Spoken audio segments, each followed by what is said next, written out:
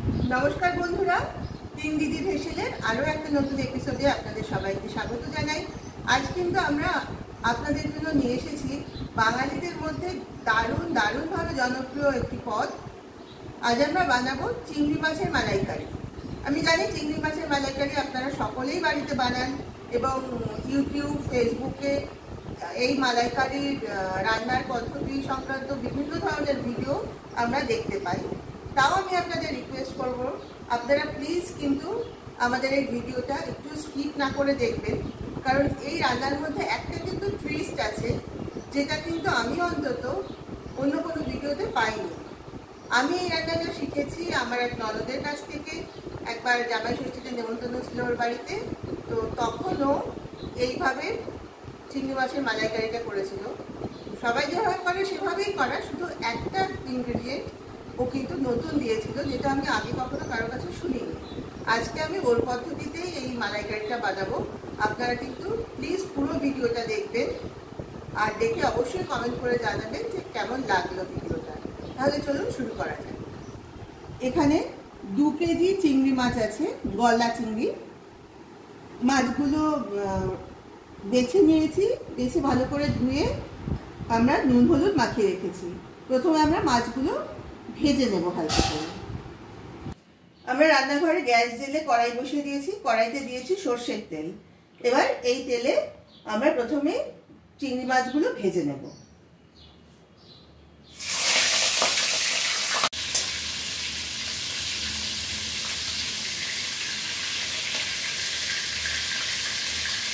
যতক্ষণে ভাজা হচ্ছে তার মধ্যে আমি অন্য একটা কাজ করে রাখছি।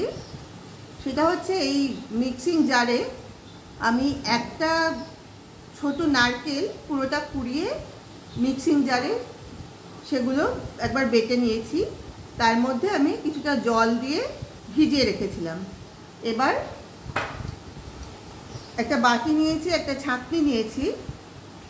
এখানে আমি এই নারকেল ভেজানোটা এই ছাঁকনিতে ছেঁকে নিয়ে মানে নারকেলের দুধটা বের করে নেব।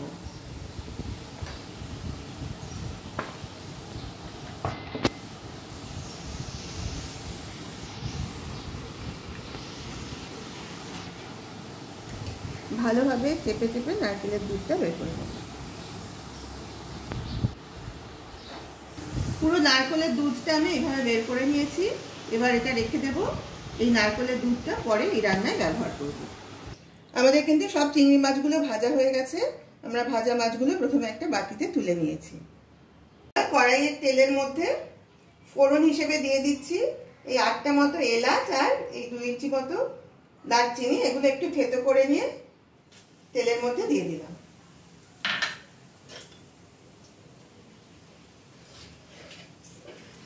ফোড়নটা একটু নেড়ে নিয়ে এবার একে একে মশলা দেব। প্রথমে দেব পেঁয়াজ বাটা। এখানে মাঝারি মাপের 3টে পেঁয়াজ আমি মিক্সিতে বেটে রেখেছিলাম, সেটা প্রথমে দিচ্ছি।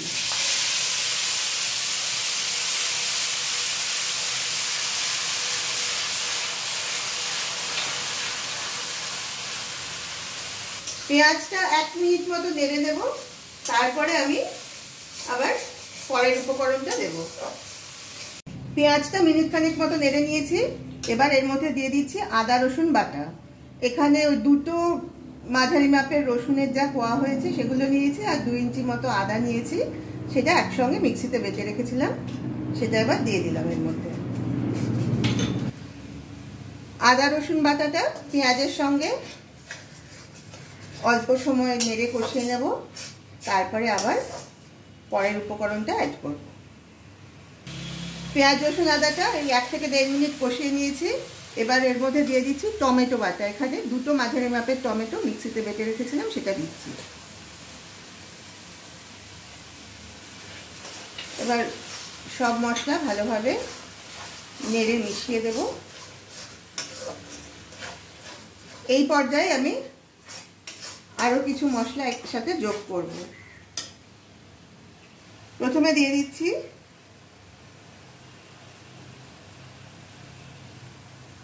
এই 1 চামচ মতো হলুদ গুঁড়ো।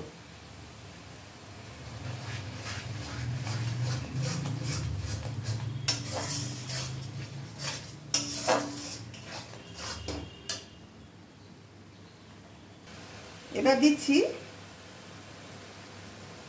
1.5 চামচ মতো শুকনো লঙ্কা বাটা।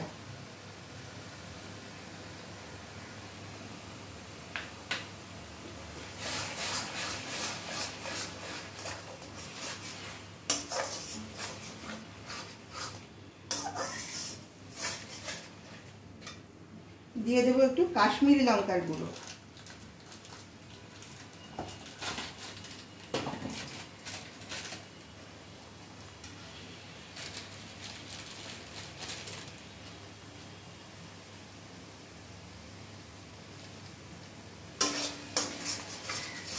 কাশ্মীরি লঙ্কাটা চামচে নিয়ে দিইনি, একটু আন্দাজ করে ডাইরেক্ট দিয়ে দিয়েছি প্যাকেট থেকে। এবার দিয়ে দেব নুন। আমরা চিংড়িটা তো নুন দিয়েই ভেজেছি, এবার গ্রেভিটার জন্য আমাদের নুন দিতে হবে।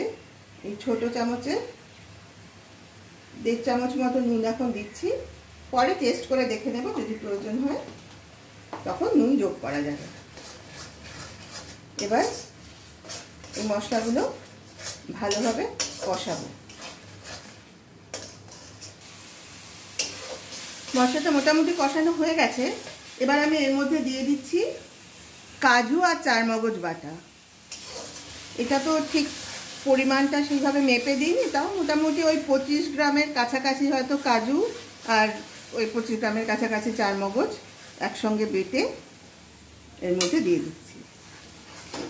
এবার এই বাটিটা ধুয়ে একটু জলও দিয়ে দেবো। সবটা খুব ভালোভাবে মিশিয়ে দেব।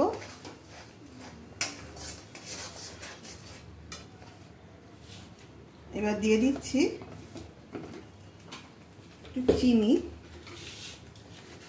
এই ছোট চামচে 2 চামচ মতো চিনি এখানে দিয়ে দিচ্ছি।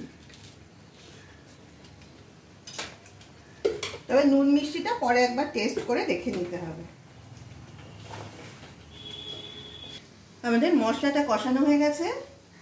এবার আমি এই যে ছেঁকে রাখা নারকেলের দুধটা এর মধ্যে দিয়ে দিচ্ছি।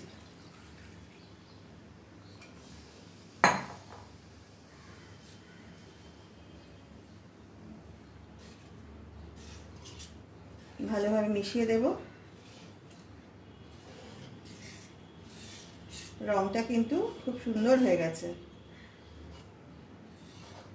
এবার এই নারকেলের দুধের বাটিটাতে সামান্য গরম জল দিয়ে দিচ্ছি। জলটা কিন্তু অবশ্যই গরম দেবেন। দিয়ে বাটিটা ধুয়ে সেই জলটা আবার দিয়ে দিচ্ছি।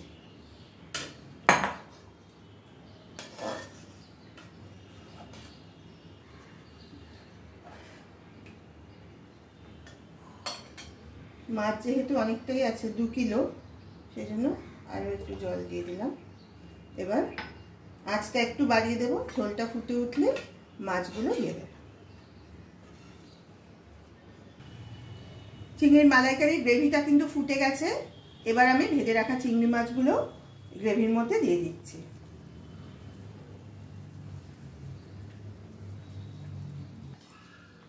আমাদের আজকের রেসিপি চিংড়ি মাছের মালাইকারি প্রায় রেডি হয়ে গেছে।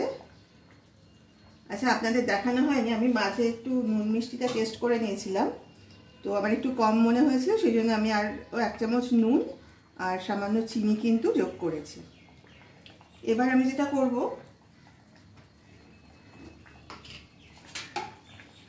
নিয়ে নিয়েছি ঘি। এবার 2 চামচ ঘি দিয়ে দিচ্ছি।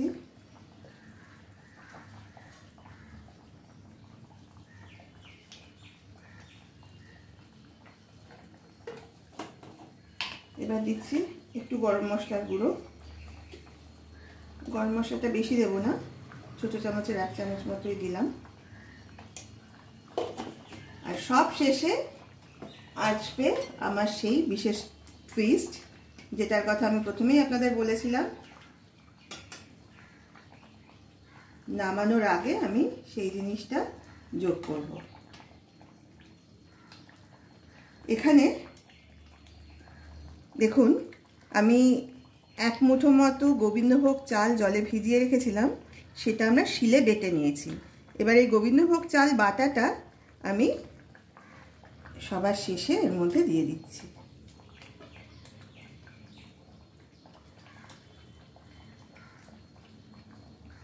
এই গোবিন্দভোগ চালটার জন্য এই যে মালাইকারির টেস্ট এবং ফ্লেভারটা কিন্তু একদম একটা অন্য মাত্রা পাবে।